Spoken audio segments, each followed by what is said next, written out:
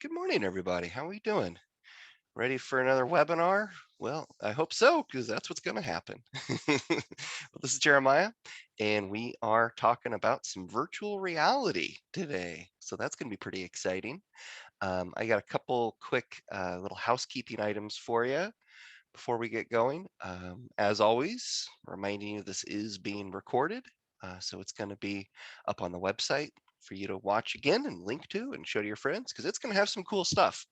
Um, Definitely this, emerging technology, but so it's part of our little emerging technology little trend of webinars. We have another one we're working on regarding 3D printing that I'm a part of. And so so it's kind of been fun watching these develop, so I'm really excited to see, where Paul goes on this one, because then I gotta up my game for our 3D printing one. Um, but there's that, and we do want your questions. This, even though it's on virtual reality and it's via a webinar, we are actually here in real life. So you have the opportunity to ask us questions in real time, and we respond to you. That's kind of cool. That's a Q&A button at the bottom of your screen. And note that you're going to be able to see the answers that we type to other people's questions. So it makes a great companion while you're watching this. It's the next closest thing to being in the same room as us. And as we all say, given the current climate, you don't want to be in the same room as anyone right now. So this is the best way to be. So anyway, enough of my yammer. Paul is going to virtually take us away. Go for it, Paul. All right, thanks, Jer. Good morning, everybody. Welcome to another Land Effects webinar.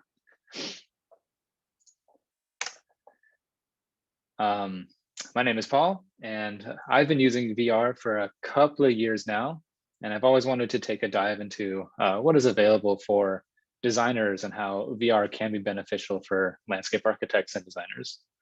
So this webinar was a great opportunity to explore some of these tools. And today, is just a basic overview of virtual reality and some applications that I found that can be incredibly useful for landscape designers. If there is a call for more technical information on using VR to assist design decisions, I would be interested in perhaps creating more content on the subject. In preparing for this presentation, I could have created several more hours of content, but I had to really narrow it down for a cohesive and shorter presentation. So here's an outline for today. I'm just going to give a little brief, very brief VR history, explain what it is and how it can be beneficial. And then I'll give a little overview on some sort of popular VR hardware of today, as well as the hardware that I've been working and testing with.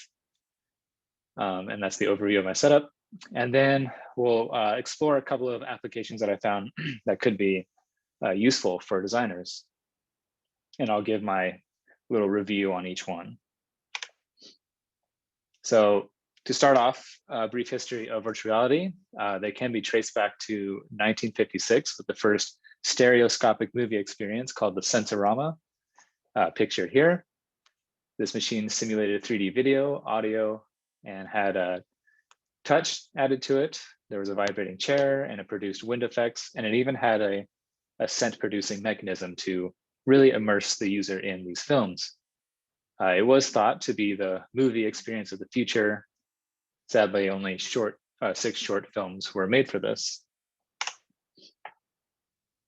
And throughout the decades, more and more technology has been dedicated to virtual reality. In 1985, the first VR goggles and gloves were created from VPL Research Incorporated. And since then, it has been developed for simulating a wide range of scenarios, from astronaut training to flight simulation to even PTSD immersion therapy for veterans. And of course, video games. That seems to be where the market really is strong. So in the early 90s, video game companies such as Nintendo and Sega developed consumer marketed VR machines. But due to the limitations of technology back then, those never really took off, and they were quite a hassle to set up, and really not quite the experience that everyone would like it to be. But as technology advanced and VR was further developed, we come to the mid 2010s when companies such as Oculus and HTC finally broke through that mold where there was all these limitations behind VR and created a VR technology that could be marketed to consumers. So what is VR? Simply put, virtual reality is just a computer-generated environment. Unlike traditional media, the user is actually placed inside of the experience. And instead of viewing a two-dimensional screen in front of them, users are fully immersed and able to interact with the 3D environment. So how can this be beneficial to landscape designers? For one, the power of VR allows you to immerse yourself, colleagues, or clients in a 3D model of your design. You can benefit from being able to walk around in a landscape or architectural design and experience it before any construction is done. This allows you to make design decisions based on your virtual experience. You can also view videos of sites recorded with a 360-degree camera, or if you have panoramic photos, those can be imported into like a VR environment. And so you can, while not move around in them, you can still experience what it is like to be fully immersed within that site.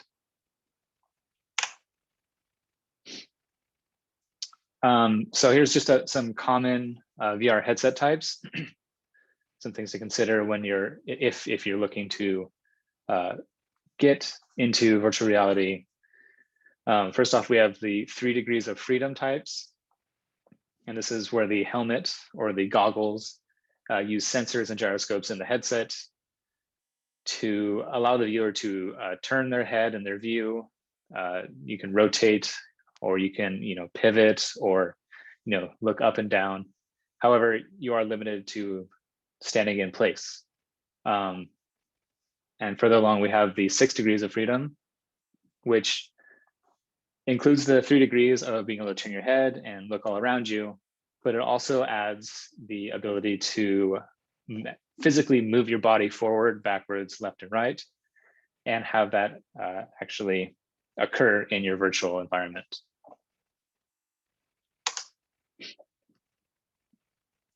Some more information on common VR headset types. First up is the PC powered, and this is probably the most common here, but it's also the most expensive setup. And that's where the virtual reality is processed from your computer or PC desktop, and then the signal is sent to your headset. So you have to be tethered to your PC in some way, whether it's by a cable or through like a wireless network.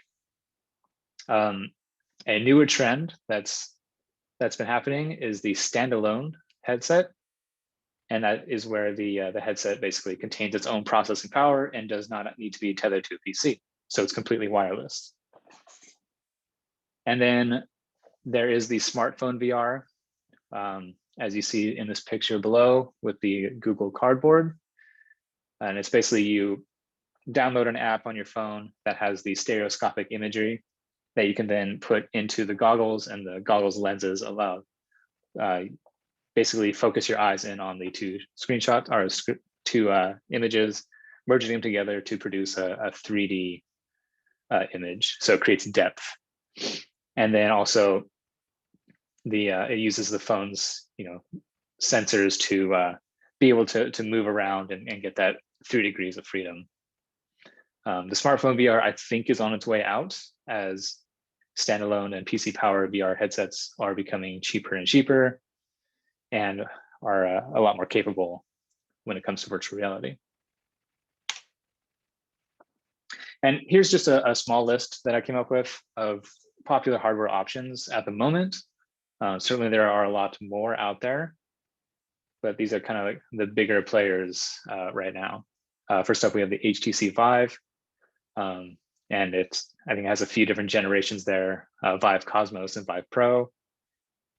I have been working with the HTC Vive for a couple of years, and it works pretty well, but it is PC powered, and there's like 6 cables that run into my computer, and you have to set up these sensors in your room so that it, can locate you in the room.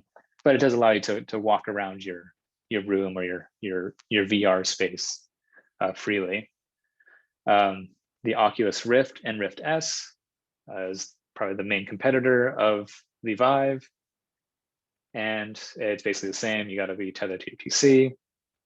And then I think it's just a couple years ago, the Valve Index came out, which is supposed to be pretty awesome, but it's very comparable to the Vive. And same with the HP Reverb. I think the HP Reverb is a little more marketed towards professionals and designers. I haven't had a chance to really test this one out, but from what I've read, it works about the same as these other ones. And then the Samsung Odyssey there. But standalone VR headsets, which are on the rise, especially now with the Quest 2 coming out. These include the Oculus Go, Quest 1 and Quest 2, and the HTC Vive Focus. And basically what these do is they run Android software or operating systems to compute what is being shown to you in your vision. And I just wanted to highlight this one particularly, one because it's new, but it's for the first time. It is a pretty decent, high quality, high resolution standalone VR headset that is also very affordable. I think base cost for this is $300 versus say the Vive. When that first came out, I think it was like $800 to $1,000, somewhere in there. And so with this coming out, it's now finally a very, very, I don't want to say cheap, but a very affordable way to really jump into virtual reality. And because it's standalone, you don't have to have a super expensive gaming computer to run it. So I think this is going to really boost what VR is capable of. And like I say here, I do have the Vive and I've had it for years. However, I almost never use it because it does require a bunch of cables, which I don't like to look at, in my house, and the sensor setup and all that. And so when I'm not using it, I like to put it away, but it is just a hassle to set up. And plus you have these pretty heavy cables kind of weighing you down. So maybe you have to build a contraption to hang them in a way. But it is just kind of like added inconvenience. Whereas with the Quest 2, it's completely standalone and wireless. And it's also very easy to set up and to use. Probably the biggest criticism of this product is that you have to have a Facebook account and you have to sign into that Facebook account to use it, which means that your data is being tracked and whatnot. So a lot of people are kind of put off by that. But if you have no problem with it, this is a great option, especially for if you're just jumping into virtual reality. And probably the coolest thing about this is that if you do have a VR ready PC and a solid 5G Wi-Fi network, the Quest 2 becomes a solid wireless PC powered VR headset. So it really is, the best of both worlds, where you have your PC powered VR headset as well as a standalone headset that's pretty good. If you don't have, a super awesome Wi-Fi network, you can use a USB-C cable to connect to your PC, assuming that your PC is, VR ready. And basically what this means is that any application that is PC only, say, something that's built for Oculus Rift or the Vive or any of those other PC options, can also be used with the Quest 2 using this link.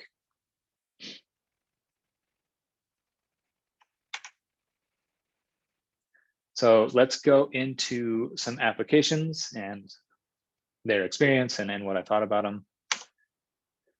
First up, I guess I thought I should show you like what I was working with, just so in case you're looking at either upgrading or comparing your hardware here. Like I said, I have the Vive and I've been using the Oculus Quest 2. Pretty much everything I did was PC powered. And so I was using a RTX 2070 Super graphics card, which is a fairly robust gaming graphics card, but also very capable of running virtual reality, as well as, you know, some of the SketchUp models and stuff that I was using. And then that's my processor and RAM there. So to set up some of these tests that I was running, I used one of our presentation files. If you've ever visited us at a trade show, you've probably seen this file. And what I did is I took the CAD file that I had, or the land effects design file, and I imported land effects objects from CAD into SketchUp. And we built up the terrain a little bit to have a nice and decent SketchUp model to work with. If you want more information on our 3D connection and how you can set this up, please check out our documentation on our website, where we have lots of videos and documentation pages on using the 3D connection. And here's just a screenshot of that land effects design. And while it is a bigger area, I'm really just focusing on that little courtyard area right here. And then after I've imported all the objects into SketchUp and made a little adjustments here and there to make it look pretty, this is the SketchUp model that I was working with. So I want to show off Enscape first. Enscape is a plugin for SketchUp, Rhino, and Revit, and possibly more, but because we have our 3D connection is compatible with SketchUp and Rhino, and we're in the works of releasing a Revit plugin, that's where it would be most useful for land effects users. And what Enscape does is it basically creates these real-time renders that you can navigate within using your graphics card. So you have to have a pretty high-powered graphics card to be able to effectively use Enscape. But as you can see from the two images, the top image is just what SketchUp looks like. And then when you run Enscape, what you're seeing down below is not like a single rendered image that took 5 minutes to render or whatever. This was just me inside the model, and so I could actually walk around or fly around in this model and have it look just like this. And it's amazing how well rendered it is. The trees are Enscape trees, and they kind of blow in the wind. So as you're moving around, the foliage moves around as well.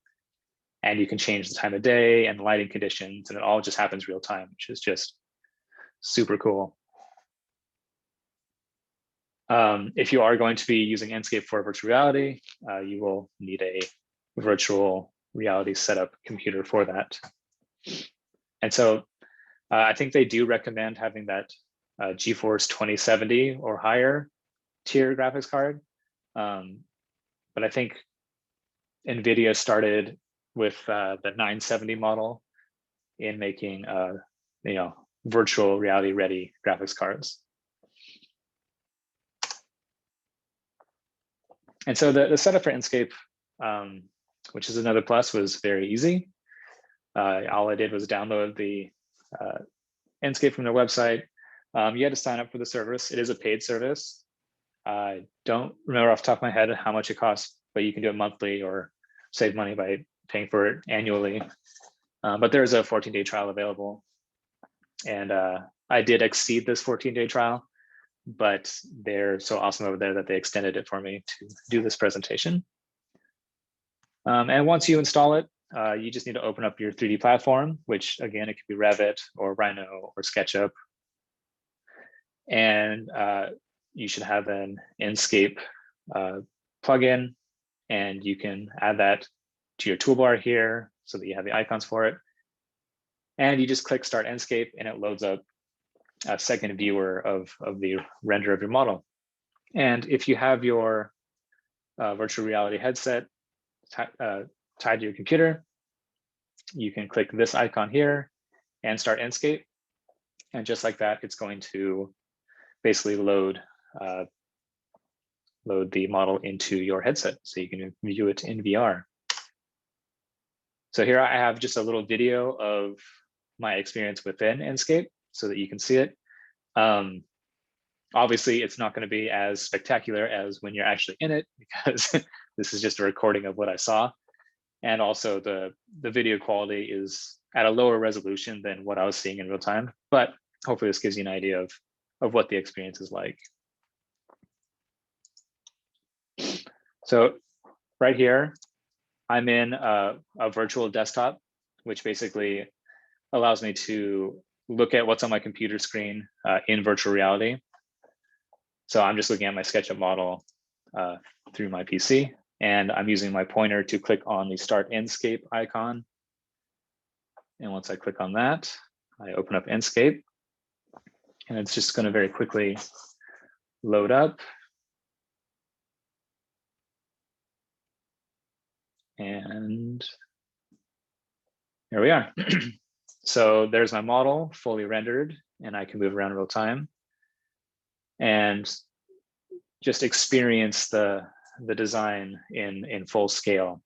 I can use my joysticks to walk around, which is very nice, take a leisurely stroll, or I can point and pull the trigger to teleport around the site, which is nice for very quickly navigating through the model here.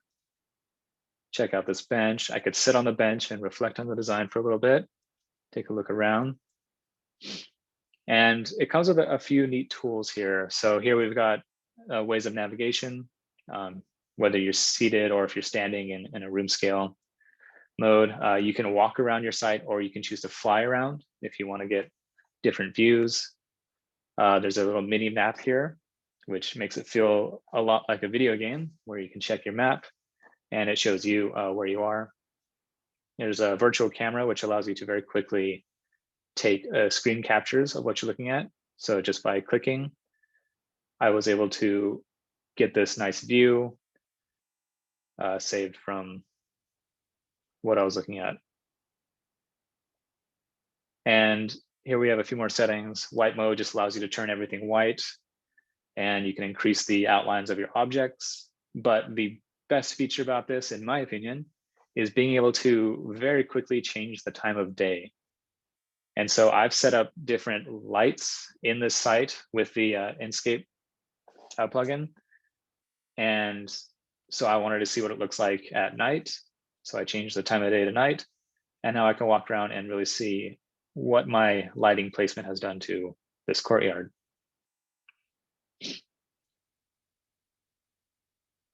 Walk over this table, sit down. Careful not to actually sit down because there'd be no chair there. And just really absorb what I had designed here. Change the time of day to morning here, see the sunrise. But probably the best application for this would be to, maybe around noon, this is a lunchtime spot to sit. So I want to check the how the shade trees are interacting with the space. So super awesome.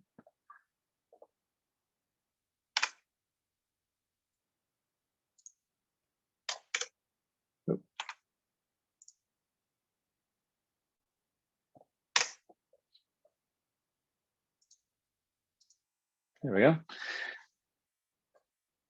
So my take on Enscape, I think with the right hardware, it really is one of the more amazing applications I've been able to play with in VR. You saw the SketchUp model before. It wasn't too detailed. It wasn't too visually spectacular. But with Enscape, it turned it into something really nice to look at. The controls, very quickly, I was able to pick up the controls and figure out what was going on. how to move around, how to teleport, and then change the time of day. The real-time rendering, again, it just looks great. And one thing I didn't talk about too much, but there are a lot of customization options for how your model is rendered. So in the plugin, outside of what it looks like rendered, you can say find this, I guess it's like a flagstone paving material that is in SketchUp, and I can actually pull that up in Enscape, and I can add like reflection quality or bump mapping, which gives it like a texture based on how the light's hitting it. And so I can basically do that for any material that's in my SketchUp model already. And it dynamically affects everything in the model when you're looking at it in rendered view. Also, what I did is I put in those light sources, which look really great. Those light sources that I put in, you can upload IES data. So if you have actual lighting products that you want to look at night, you can upload the IES data behind it and set that up to see an accurate representation of what the lighting would look like there. And then, of course, my favorite feature is just being able to very quickly change the time of day and see how different lighting situations affect your site. The next application that I looked at is called VR Sketch. And VR Sketch allows you to actually create and edit SketchUp models in VR. This is just a SketchUp only application, but it's really cool because you can actually jump into your virtual world and you can look at your site from different scales. You can walk around in your site just as you did with Enscape.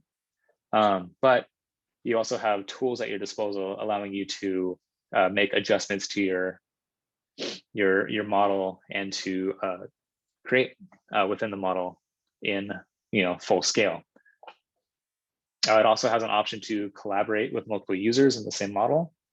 So you and a colleague can go in to the same space and you can talk to each other and you can make design decisions and adjustments right there on the fly.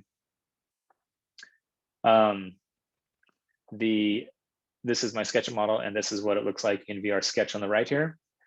It's not quite the render quality of Enscape, but you are still editing it. But it still does look better. It adds shadows and a skybox to make it a little more appealing than just the base SketchUp model there. And there is a standalone application for the Quest. I wasn't able to really get to work with this because there was a bit of a setup issue with it. And I read that larger models, models with lots more polygons and whatnot, have issues with the limited Quest hardware. So I would assume, though I haven't tested it, that larger landscape sites being run on the little Quest processor probably wouldn't perform too well, but that is something I will try eventually. So setup for VR Sketch, again, it was another easy one. All you got to do is download and install the SketchUp from the SketchUp extension manager, as you see here in the image. And once you've installed it, you'll have VR Sketch in your extensions, or you can add it to your toolbar and just very quickly click on an icon and go into virtual reality. So let's take a look at what that experience is like. Once again, here I am in my virtual desktop. I'm going to click on VR Sketch. And it's going to open up here in just a few seconds. And I really like how it takes me into this virtual room and it loads the model as if it was a scaled down model on a table. It's kind of fun that way. But I can crouch down and look at it up closer by putting my face right up to the model, or I can squeeze one of the side triggers and use the joystick to change the scale of the model. So I can zoom in and adjust the scale to however I want to be working. So if you're working in a bigger area, that could be useful to do that. Or I can teleport right into the model and view it at full scale, just like I did with the last app. And in here, I can walk around my room to walk around, or I can use the teleport button and teleport around the site. And something I hadn't noticed before, but this bench was about a foot off the ground due to how I had copied it around the site. And so just like this, I can take out my move tool and select the bench and just bring it down to the ground level. So that was just kind of an honest mistake that I had made, and really only caught it when I was in this VR sketch application. And let's say I want to take these plant models and raise them up above the planters a little bit here. So just very quickly, being able to do this while in VR is really cool. I mean, it gives you the perception that you just don't get from the your monitor in the 2D situation. So I'm just going to move these plants. Are those hostas? And then I can take a look at the site here, see if there's anything amiss. I'm going to now take out my measuring tool. Once I find it, use a virtual tape measure to measure between the table and this planter. And go over to this other table and take a measurement and see that it's quite a bit closer to this plant than that other table. And maybe I want a sense of symmetry here. So I'm going to once again take out my move tool and move the table. And now there are a bunch of other tools in that. I could also rotate the table, and I can scale the table as well as move it. But I was just going to move it for there, and then just going to look around, see what else we can use here. Let's say I want to raise this planter seating wall up a bit. Let's find a good spot to do this. I'm going to take out my select tool. There's a couple of different select tools available. This is called laser select, where I can, just like in SketchUp, double click to go into groups, because this wall was in a group.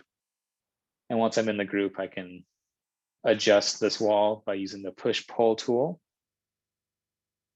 You know, that one of the first tools you learn when you're learning SketchUp. And I can pull up my wall. Go over here, pull up this wall as well. Way too tall.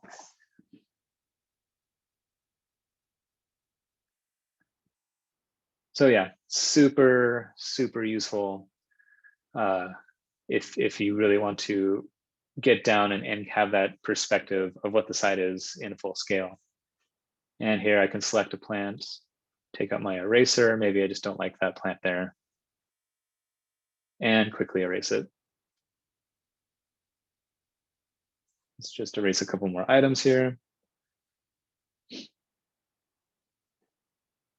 And I can also, copy things around, and you have pretty much all the functionality that you, or all the tools that you have in your base SketchUp software available to be used in virtual reality.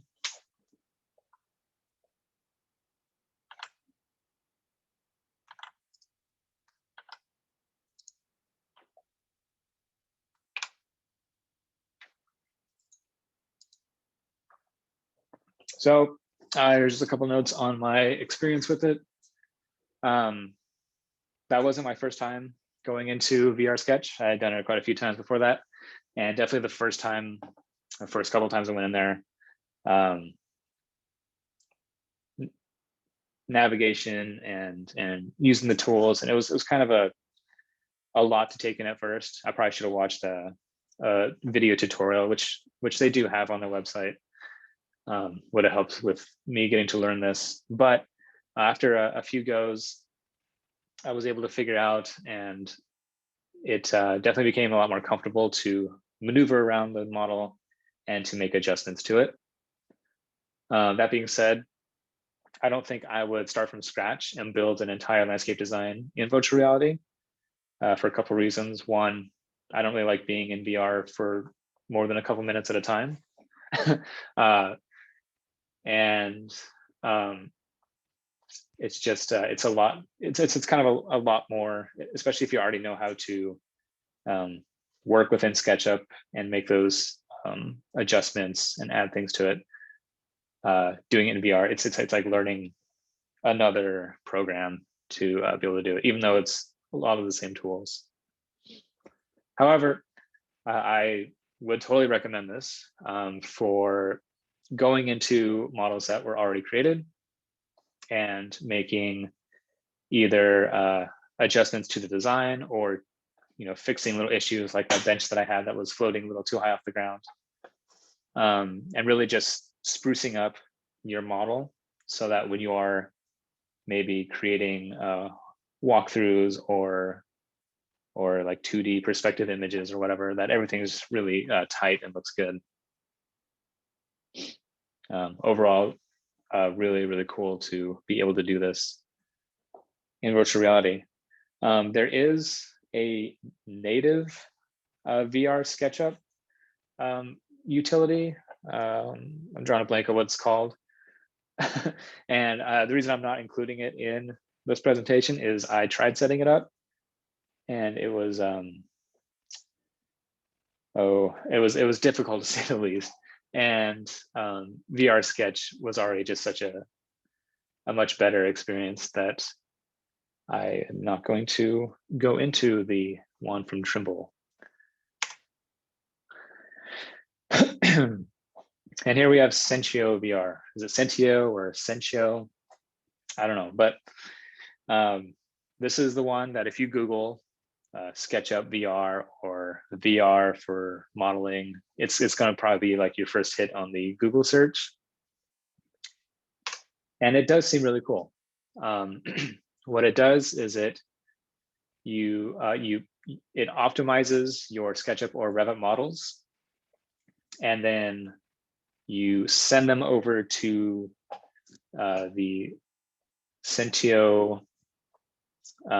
It's basically like a room that you hold your different models in, and then you can go in with your VR headset and access those rooms and view your model. You can do walkthroughs like what I was doing with the last two apps, or you can set up like 360-degree panoramic views so that you're basically just in like a seated position or like a stationary position, and you can just turn your head and look around you. So it definitely has ways to get immersed within a model. One really, really neat feature that it claims to have is to allow multiple users to visit the model at once, and also create meeting rooms for users. So you can meet with other designers and go over design reviews of the models, or you can meet with clients, say they have a headset and they're maybe in a different state or a different country or just down the street and you don't want to go over there because of the times. You can both have these headsets and go into a meeting and go over and review your model, which sounds great. Another thing is that the VR app is for the standalone models. So the Oculus Quest and Go or Gear VR means that you don't have to have your headset tethered to a computer,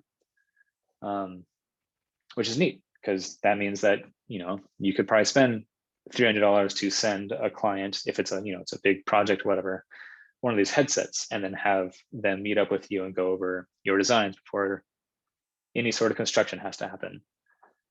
So it has a lot of potential. has some drawbacks as well. It's not the easiest thing to set up, especially on the Quest. And I understand that the Quest store has a lot of walls to actually getting your application, verified and then available on the Oculus store. Hopefully, they can get it up there at some point. But at the moment, you have to basically go around the Quest store. And to do this, you have to set your VR helmet or headset, the Quest, to developer mode. And then you have to use a third-party app loading client that's called SideQuest. And if you've ever used SideQuest, it's pretty common to use SideQuest, or so I've read. It has a lot of different applications on it from developers, but it's not the most user-friendly application. So basically getting this set up was a lot more of a hassle than those previous applications. But eventually I was able to get the Sensio app directly on the headset. So I didn't need to be tied to a computer at all. In addition to installing it to your headset, you have to download the extension from the extension warehouse in SketchUp, or for Revit, you have to download the Revit plugin from the Autodesk App Store. And again, this is a subscription-based application, but there is a trial that is available.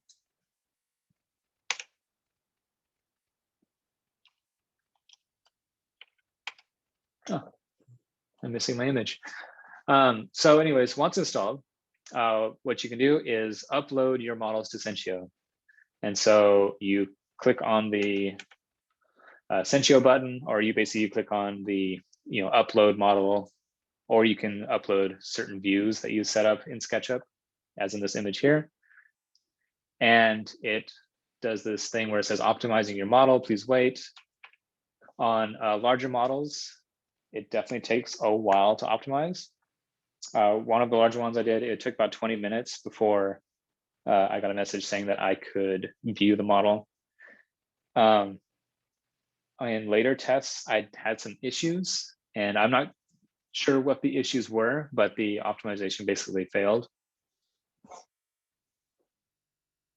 And another cool feature about this is that there is an interface that's web-based, and you can access your different projects and models and views all on this this web page based interface. So managing your different models and whatnot is pretty nifty in Sensio. And then once your model is loaded, you launch the VR app on your Quest or Oculus Go, and it'll come up with a little code. You just type in your code, and then you'll be jumped into that room where you can view those models. And we come to the biggest issue with this. When I first tried it, the first couple times I tried it, actually, I was able to send a model to Sensio. I had it uploaded. I was able to get into it and walk around, and it was pretty decent. The quality seemed to be about the same as VR Sketch, but I was able to get into the model and see it at full scale, and it wasn't running off my computer. It was just running off of the headset, which is really awesome, because that means it's totally wireless, and you don't need a big robust gaming computer to use it. So I think it had a lot of potential, but the next couple of models that I try to send over, especially this one that I've been shooting videos with, I had issues with it, optimizing for an hour and then failing, or said it was optimized, and I went there in my app and I tried to load the model up, and it loaded, got to about 79%, and then stayed there until I restarted. And then sometimes I would restart, 3 or 4 times, and then eventually it would load. But then there was a bunch of performance issues with it. So Unfortunately, I wasn't able to get a good video representation of using it. Therefore, no video was shot. But that could be user error, could be something with my model that I was using, even though I tried a couple different models. So I don't want to just like write them off because I was able to get it to work.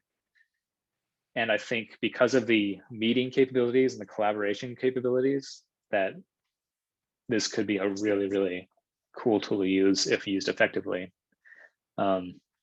Hopefully these issues do get resolved. All right, we're speeding through this. All right, I'm come to my last app that I'm going to go through. We'll have some time for questions after this, but I just wanted to show off Google Earth because it's awesome. Probably not as useful for designers as the previous ones, but everyone's probably used Google Earth or Google Maps to, go around and see street views on your computer. But you can also do that in VR, and it is just incredible that you can pretty much fly anywhere in the world and see a decent enough like 3D model of the Earth and different areas, as well as you can jump into those street view images, and so you can actually skip along certain streets and have that panoramic view, which in virtual reality is completely immersive. One useful benefit to this for a designer might be that if you're designing for a site that's really not near you, and you just want to get a sense, maybe that genus loci of the area, you want to really jump into it. Experiencing it in VR is quite a lot more immersive than if you just do it on your flat screen panel. The setup for Google Earth is super easy. It is just an app for Oculus and Vive, and it is PC powered. Hopefully at some point they'll release a version for the Quest 2, but I don't know, maybe it's just too processor intensive or something. But if you have a PC powered and you have an Oculus Rift or a Quest or one of the Vives, this is a great one to get. It's free, and all you gotta do is download it from your Oculus store or from Steam if you're working with the Vive. And I just wanted to show a little video of what it's like in Google Earth VR. Here I'm just loading it up, clicking on start. And for whatever reason, it starts me off at Horseshoe Bend. But I can quickly change the time of day by moving the sun around or clicking on the sky and moving that. I can jump off the ground and fly around the Earth. I could type in exact coordinates of where I wanted to go, but it's way more fun just to fly around. So here we are in where our office is and where I am currently in San Luis Obispo. And I was just kind of playing around, seeing some of the sites, and I'm zooming into downtown. And this is in fly mode where everything is just a 3D model. But then I can jump into street view and check out the streets of downtown San Luis. Using my trigger, I can quickly hop around.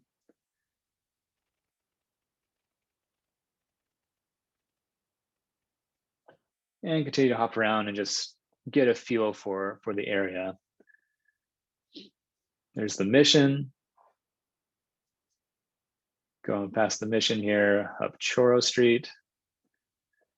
And now we're in fly mode, and I'm just gonna go check out a few more things. So let's say I want to figure out the controls, I guess. But you can fly around using your joysticks, and you can hold, I believe you hold the trigger and fly, and you can fly a lot faster. Here we are at the top of Cerro, San Luis, and I can adjust the time of day again. to experience different lighting conditions. And so I was it's really hard not to load this up and just spend a lot of time looking at different places. It's really quite cool. And at the end here, I just wanted to quickly fly to this spot that I had been this previous weekend. On Valentine's Day, I hiked up Cerro Alto. And so in exploring this, I wanted to find it. And so I know if I found Morro Bay here, Morro Rock, it was the highest peak and I could see Morro Rock from there. So I'm now looking at the highest peak over here, and that's almost it. But I did recognize that as the radio tower from where I was. And now here's the top of Cerro Alto, where I wanted to find. And so looking around, it's pretty accurate. Looks pretty spot on to what it was like at the actual site. And then here's an image that I actually took on Sunday. So that's Google Earth. Probably more fun than useful for designers, but I think it could be useful for experiencing a different location if you're not too experienced with it, but you are creating some kind of design for it. And with that, I can take some questions now. That'd be fantastic. We got some really good questions here. Rachel was mentioning that, some people get a little bit of the disorientation or nausea from it, and have just anything that, obviously, you want to show this to a client or the mayor or whatever, right? Any tips on reducing that, or how necessary is that to address? Certainly. But earlier I mentioned that I don't like to spend a lot of time in VR. Part of it is because, yeah, some nausea can happen. There are a couple things. One, some people describe it as getting your sea legs for VR, and that's just basically exposing yourself to it, and eventually you kind of get used to it. But what I found is any sort of application where you can teleport to spots instead of walking around is way easier on your stomach than when you're walking around, because it's when you use the joystick or whatever to move around at like a certain speed. But what is nausea? It's a misinformation between what your eyes see and what your body feels, right? So if you're not actually moving, but your eyes are telling you that you're moving, then that can induce some stomach pain. So being able to teleport means that you don't have to actually move around. You can actually be seated down and teleport to different locations. And because you're not moving, your body doesn't think that you're moving. And so it feels all right. That's my tip anyways. Definitely good. And we got a couple questions on, some different ones, Lumion and Twin Motion. Don't know if you looked into those at all, and or do those support VR? Actually, one said Twin Motion does have a direct VR link, and so specifically, if Twin Motion, how it might stack up to Enscape. I should check it out.